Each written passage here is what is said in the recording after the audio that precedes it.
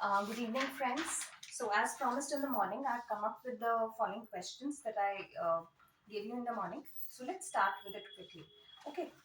So, I'll start with this ovarian follicle की जो cycle है. ठीक है. तो इसमें क्या क्या changes जो हैं hormones के level पर हो रहे हैं हम वो देखना चाहते हैं. ठीक है. बेसिकली हमारी जो मेंस्ट्रुअल साइकिल है ना वो बहुत परफेक्टली बहुत स्पेसिफिकली टाइम्ड इवेंट है एक तरीके से. ठीक है. तो एवरी मंथ जो है एक एग रिलीज हो रहा है. ठीक है. और ओव्यूलेशन हो रही है. तो वो ऐसे तो नहीं हो सकता. It is perfectly timed. हर एक चीज जो है वो परफेक्टली टाइम्ड है. हर एक हार्मोन का रिलीज परफेक्टली टाइम्ड है. तभी we are having regular cycles. Otherwise we can not have that thing. Okay. So how is it all happening? Let's see that. Now, initially क्या होता है साइकिल में हमारे पास बहुत सारे फॉलिकल्स हैं. जब हम इंट्रा यूट्राइन लाइफ में होते हैं there are many primordial follicles. Okay. अभी वो फॉलिकल्स जो हैं वो 70 डेज के हैं. ठीक है.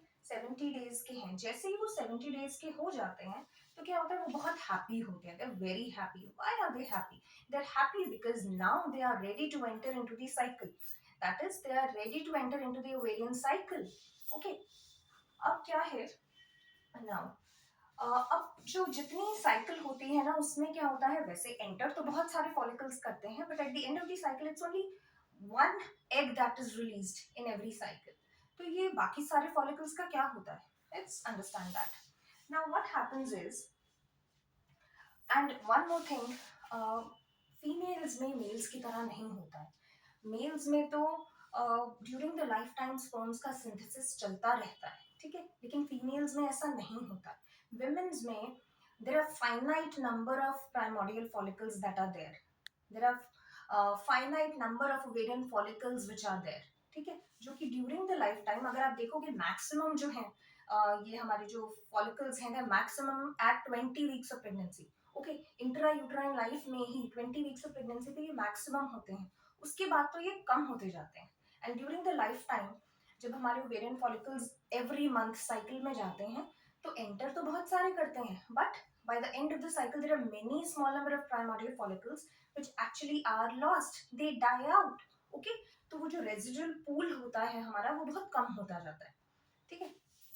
तो now what happens is अब कितने primordial follicles जो हैं वो हमारे enter कर रहे हैं वो depend करेगा on the age of the female. अगर एक young female है तो उसके अंदर जो है हमारे पास एक larger pool है of ovarian follicles which is available. But as the women ages क्योंकि हर एक साइकिल में ओवेरियन फॉलिकल्स डाई आउट हो रहे हैं तो जो रेजिडुअल पूल बच जाता है हमारे पास वो बहुत छोटा होता जाता है. That is why the number of follicles that are entering at the age of 25 is about 10 to 15 जो कि at the age of 40 decrease हो जाता है. Okay. Now what is happening? अब ये जो 70 डेज का ये प्राइमोरियल फॉलिकल था ना इस टाइम पे ऐसा नहीं होता कि ये ओवरी के अंदर बैठा है और साइलेंटली मजे से बैठा है. ऐसा नहीं होता. It is undergoing the cyclic changes. उसके अंदर अभी भी साइक्लिक चेंजेस और डेवलपमेंटल चेंजेस जो है वो अकर कर रहे हैं. It is not sitting silently. The major difference is during these 70 days ये सारी ग्रोथ करता है with the help of growth factors which are circulating in the body and in the ovarian follicle. Okay. इस time पे ये gonadotropin से FSH से LH से कोई भी हेल्प नहीं ले रहा है. ठीक है. तो ये हाफ जो साइकिल का है ना that is the initial 70 days. वहां पर प्राइमोरियल फॉलिकल्स जो ग्रो कर रहे हैं वो without the help of gonadotropin कर रहे हैं. एफएसएच का एलएच का यहाँ पर कोई भी काम नहीं है. Okay. It is merely growing with the help of growth factors which are circulating in the blood during that time. Okay. Now what happens is as we can see now after the 70 days हमारे primordial follicles जो हैं they are very happy, they are ready that they are now entering into the cycle. now अब ये एक race की तरह है. क्यों? क्योंकि अगर ये फॉलिकल साइकिल में एंटर नहीं करेंगे दे विल डाई आउट. तो वो एक तरीके के रेस होता है कि कौन एंटर करेगा कौन नहीं करेगा. जो नहीं कर पाएगा that will die out. Okay. Now अब क्या होता है at this point FSH rescues them. FSH का सिक्रीशन होता है जिसकी वजह से कुछ फॉलिकल्स हैं जो कि साइकिल में आगे जाते हैं. Not all, few follicles enter, they move. FSH जो है वो एक पुश दे देता है कुछ ग्राफियन फॉलिकल, कुछ ओवेरियन फॉलिकल्स को, प्राइमोर्डियल फॉलिकल्स के, कि तुम आगे चलो, I am there to help you to grow. Okay, तो ये कुछ फॉलिकल्स जो हैं ये आगे ग्रो करना शुरू करते हैं. They enter into the cycle, they are being pushed into the cycle. अब ये जो प्राइमोर्डियल फॉलिकल्स आगे पुश हुए हैं, व्हाट दे डू इज, उनकी जो ग्रैनुलोसा सेल्स हैं वो ईस्ट्रोजन का सिक्रीशन शुरू करते हैं. ठीक है, लेकिन अभी ये जो ईस्ट्रोजन सिक्रीट हो रहा है ये बहुत लो अमाउंट्स में सिक्रीट हो रहा है, ज्यादा नहीं है. ठीक है, और साथ में there is another hormone which is inhibin B. अब ये याद रखने के लिए कि ग्रैनुलोसा सेल्स जो है वो इनहिबिन बी सेक्रीट करते हैं और ना कि inhibin A. We can remember it by means of a mnemonic, which is big. That is granulosa cells are secreting inhibin B. Okay, remember that. Because inhibin A हो चाहे B हो, दोनों का फंक्शन सेम है, लेकिन उनकी production कौन कर रहा है वो डिफरेंट है. ओके, नाउ ये जो ग्रैनुलोसा सेल्स हैं, they are secreting low amounts of estrogen and inhibin B. अब ये लो अमाउंट ऑफ ईस्ट्रोजन जो होता है उसका एक नेगेटिव फीडबैक इफेक्ट होता है ऑन द पिट्यूटरी. वो पिट्यूटरी के पास जाता है और नेगेटिव फीडबैक देता है कि भाई पिट्यूटरी, अब आप अपना एफएसएच को बंद कर दो. ठीक है, अब हमें और फॉलिकल्स को आगे रिक्रूट करके लेके जाने की, उनकी ग्रोथ को बढ़ाने की जरूरत नहीं है. ठीक है, तो एफएसएच हमारा यहाँ पर बंद हो गया. अब क्योंकि एफएसएच ने क्या किया, उसने पुश दे दिया इन फॉलिकल्स को कि चलो तुम साइकिल में आगे चलो. But at this stage FSH अपना जो है स्टिमुलेशन, अपना पुश जो है उसे हटा लेता है कि भाई अब तुम्हें मैंने पुश कर दिया है, आगे तुम अब ग्रो करो, तुम देखो तुम्हें कैसे ग्रो करना है, मैं यहाँ से हट रहा हूँ. Okay, so now FSH is not there. अब क्या होगा, अब वो फॉलिकल्स जिन्होंने ड्यूरिंग दिस टाइम अपने सरफेस के ऊपर एफएसएच के ज्यादा रिसेप्टर्स डेवलप कर लिए होंगे, वो तो आगे सरवाइव कर जाएंगे, और जो नहीं कर पाएंगे वो डाई आउट हो जाएंगे. ठीक है, तो इसमें क्या होता है, पहले प्राइमोर्डियल फॉलिकल से कुछ फॉलिकल्स आगे बढ़े थे with the help of FSH. अब जब एफएसएच का सपोर्ट हट जाता है तो सिर्फ एक डोमिनेंट फॉलिकल आगे जाता है. और वो डोमिनेंट फॉलिकल कौन होता है, वो होता है जिसके सरफेस पे एफएसएच के मैक्सिमम रिसेप्टर्स होते हैं. ठीक है, तो ये हमारा डोमिनेंट फॉलिकल है. ये डोमिनेंट फॉलिकल अब आगे चलेगा. ठीक है, अब ये डोमिनेंट फॉलिकल जो है, डोमिनेंट होने का सबसे ज्यादा फायदा इसे ये होता है कि ये मैक्सिमम अमाउंट ऑफ ईस्ट्रोजन अब रिलीज करेगा. इनिशियली जो ग्रैनुलोसा सेल्स थे वो low amount of estrogen produce कर रहे थे. जब ईस्ट्रोजन लो अमाउंट्स में था तो उसका नेगेटिव फीडबैक था पिट्यूटरी पे और उसने एफएसएच को रिड्यूस कर दिया. लेकिन अब जब ये dominant follicle high amounts of estrogen को रिलीज करेगा तो उसका पॉजिटिव फीडबैक इफेक्ट होगा ऑन द पिट्यूटरी कि भाई तुम अब एलएच को सिक्रीशन बढ़ा दो. ठीक है, कि एलएच की सिक्रीशन तुम बढ़ा दो. एलएच का काम क्या है, एलएच जो है वो बढ़ना शुरू होगा, बढ़ेगा. ठीक है, एलएच की सर्ज होगी, जब एलएच की सर्ज होगी तो ओव्यूलेशन होगा. ओव्यूलेशन होगा तो what will happen, corpus luteum will form. Okay, अब हमारा क्या है, कॉर्पस ल्यूटियम फॉर्म हो गया. अब कॉर्पस ल्यूटियम का क्या काम होता है, कॉर्पस ल्यूटियम जो है वो अकेले प्रोजेस्टेरॉन रिलीज नहीं करता है, वो 4 हार्मोन्स रिलीज करता है. What are these, it releases progesterone. It also releases lower amounts of estrogen. ऐसा नहीं है कि ये जो सेकेंड हाफ ऑफ साइकिल है यहाँ पर एस्ट्रोजन है ही नहीं, ऐसा बिल्कुल नहीं होता है. It is there but in low amounts. Okay, so this corpus luteum secretes progesterone, estrogen and inhibin A. Okay, so it's the corpus luteum which is secreting inhibin A. Inhibin B, inhibin A, दोनों का function again same है. वो एक negative feedback effect भेजता है pituitary के पास और अभी भी वो यही करेगा. तो जब कॉर्पस ल्यूटियम का फॉर्मेशन हो गया by the 8th day after the ovulation, progesterone का सिक्रीशन मैक्सिमम होता है, कॉर्पस ल्यूटियम की एक्टिविटी मैक्सिमम होती है. This is also one of the PYQ. Okay, कि कॉर्पस ल्यूटियम की एक्टिविटी मैक्सिमम कौन से डे पर होती है, it's activity is maximum on the 8th day after ovulation. ठीक है, and at the same time progesterone की सिक्रीशन भी मैक्सिमम होती है. तो जब प्रोजेस्टेरॉन की सिक्रीशन मैक्सिमम होगी तो अगेन क्योंकि इनहिबिन ए था, वो एक नेगेटिव फीडबैक भेजेगा पिट्यूटरी के पास कि भाई अब एलएच को बंद कर दो। ठीक है, क्यों एलएच को बंद कर दो? क्योंकि ओव्यूलेशन हो गई है भाई। तो वो सभी, सिर्फ एलएच को नहीं, वो सारी सर्जेस को बंद कर देगा। वो एलएच की सर्ज को बंद करेगा, वो एस्ट्रोजन को कम करेगा, एक मिड साइकिल एफएसएच की भी सर्ज होती है वो उससे भी बंद करेगा। ठीक है, तो ये सारी सर्जेस अब बंद हो गई, एलएच भी बंद हो गया। तो क्या होगा? कॉर्पस ल्यूटियम डिके करेगा। कॉर्पस ल्यूटियम डिके करेगा, प्रोजेस्टेरॉन विड्रॉल हो जाएगा। प्रोजेस्टेरॉन विड्रॉल हो गया तो ये जो नेगेटिव फीडबैक अभी तक पिट्यूटरी के पास जा रहा था, वो नेगेटिव फीडबैक भी हट जाएगा। नेगेटिव फीडबैक हट गया तो क्या होगा? एक बार फिर से एफएसएच जो है वो अपनी सिक्रीशन स्टार्ट करेगा और नए फॉलिकल्स फिर से डेवलप करना शुरू करेंगे। ठीक है, तो यहाँ पर हमारा एक मेजर क्वेश्चन जो है वो आंसर हो रहा है, विच इज कि हमने कहा था कि corpus luteum is maintained by what? Is it maintained by progesterone? Is it maintained by estrogen? Is it maintained by your inhibins? और is it maintained by what was it? Is it maintained by the LH? Okay, so let's understand that. अभी हमने इसी question में देखा कि जो corpus luteum की maximum activity थी which was on the 8th day of the ovulation, after the ovulation, तो इनहिबिन ए की और प्रोजेस्टेरॉन की सिक्रीशन हुई थी। प्रोजेस्टेरॉन मैक्सिमम था, इनहिबिन ए मैक्सिमम था। उससे एक नेगेटिव फीडबैक इफेक्ट गया पिट्यूटरी के पास कि भाई अब एलएच को डिक्रीज करना शुरू कर दो, और जैसे ही एलएच डिक्रीज होना शुरू हुआ हमारा कॉर्पस ल्यूटियम भी डिके करना शुरू कर दिया। ठीक है, तो यहीं से हमें ये फैक्ट समझ में आता है कि कॉर्पस ल्यूटियम जो है it is maintained bye LH. ठीक है, जैसे जैसे एलएच सर्च करता है ओव्यूलेशन होता है और कॉर्पस ल्यूटियम की फॉर्मेशन होती है। ठीक है, तो उसकी फॉर्मेशन को इनिशिएट भी इसने किया और कंट्रोल भी इसने किया, क्योंकि जब प्रोजेस्टेरॉन बढ़ जाता है कॉर्पस ल्यूटियम भी बढ़ जाता है। कॉर्पस ल्यूटियम जब अपनी मैक्सिमम एक्टिविटी पे था तो प्रोजेस्टेरॉन बढ़ गया था, फिर वो डिके करना शुरू करता है। जब कॉर्पस ल्यूटियम डिके करता है तो एलएच भी कम हो जाता है, तो it's coinciding with each other. तो LH is basically controlling the corpus luteum formation.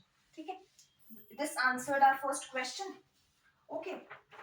After that, एक और क्वेश्चन था हमारा कि following is not true regarding inhibin. ठीक है, पहला, it is non-steroidal water-soluble protein secreted by ovarian follicle.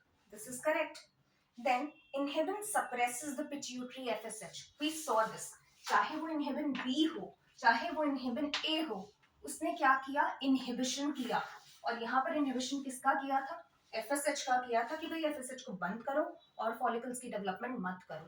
ठीक है, तो इसका मोस्टली FSH के ऊपर तो सप्रेसिव इफेक्ट ही होता है। ठीक है, फिर एक क्वेश्चन दिया है कि inhibin stimulates FSH release. No, it does not stimulate the FSH release. Then inhibin primarily acts to suppress the secretion of FSH and it stimulates the secretion of LH. ठीक है, to cause ovulation. That is what we saw. ठीक है, उसके बाद दो questions और हैं. The first stimulation for the production of testosterone from the fetal testis is what and later what? ठीक है, तो इसको अंडरस्टैंड करने के लिए ना we just go by the simple explanation, that is कि जो टेस्टोस्टेरॉन इनिशियली सिक्रीट हो रहा है वो सिक्रीट हो रहा है under the influence of beta HCG. ठीक है, जो कि हमारा जो अर्ली एम्ब्रियो है, जो उसमें प्लासेंटा है, उससे जो बीटा एचसीजी रिलीज हो रहा है ना, इनिशियल टेस्टोस्टेरॉन तो वहां से आ रहा है। ठीक है, but later on after the baby is born, a male baby is born, तो उसमें टेस्टोस्टेरॉन कहाँ से आ रहा है? वो आ रहा है हमारे ल्यूटिनाइजिंग हार्मोन से, क्योंकि जो ल्यूटिनाइजिंग हार्मोन है वो हमारे लेडिक सेल्स के ऊपर एक्ट करता है। L with L, that is luteinizing hormone acts on the Leydig cells and it leads to the production of testosterone. Okay, so this answers the next question, that is the first stimulation for the production of testosterone from the fetal testis is beta HCG and later it is LH. Okay, then important stimulus for the prolactin secretion is, now देखिए जो हमारा oestrogen होता है ना, उसका एक बहुत stimulatory effect होता है लैक्टोट्रोप्स के ऊपर। वो लैक्टोट्रोप्स के ऊपर एक स्लो स्टिमुलेशन करते हैं और वो उस तरीके से प्रोलैक्टिन की सिक्रीशन को बढ़ाते हैं। तो यहाँ पर ये अंडरस्टैंड कर लीजिए कि it's not FSH, it's not LH, it's not progesterone, it's basically the estrogen which has a stimulatory effect upon the lactotropes to increase the secretion of prolactin. Okay, so we answered this question as well. Okay, now to answer the last two questions, we'll need another diagram. So let's get to that. Now, which layer of endometrium is shed off during the menstruation, and how does that bleeding stops? Let's get to that.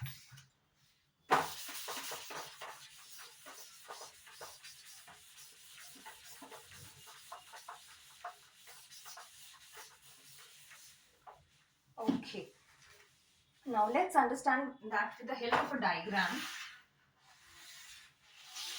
Okay. This is the myometrium.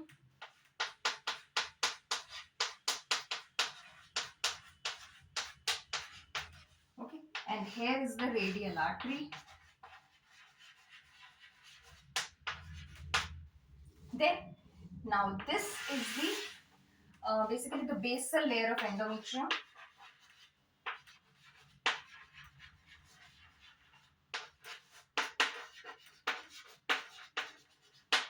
ठीक है, यहाँ पर हमारे पास है basal artery. And this is the superficial, कह लो superficial 2/3, और ये था deeper 1/3. ठीक है, तो ये सुपरफिशियल 2/3 जो है वो फंक्शनलिस लेयर है of the endometrium.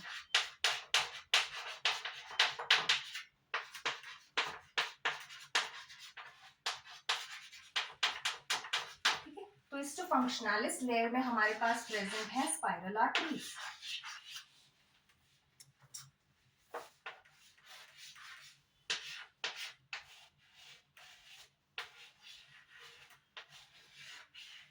Now, what happens during menstruation is, it is this functionalis layer, it is this superficial layer, superficial 2/3 of the endometrium which is shed off. Okay, so what happens once this superficial 2/3 of the endometrium is shed off, what happens is कि ये जो spiral arteries है ना, इनके अंदर एक reflex vasoconstriction हो जाता है. ठीक है, उस वेसोकंस्ट्रिक्शन की हेल्प से और जो नॉर्मल हमारा क्लॉटिंग मैकेनिज्म होता है उसकी हेल्प से व्हाट हैपेंस इज कि ये स्पाइरल आर्टरीज अपने आप को बंद कर लेती हैं. ओके, अब ये बंद हो जाएंगी तो ब्लीडिंग भी हमारी स्टॉप हो जाएगी.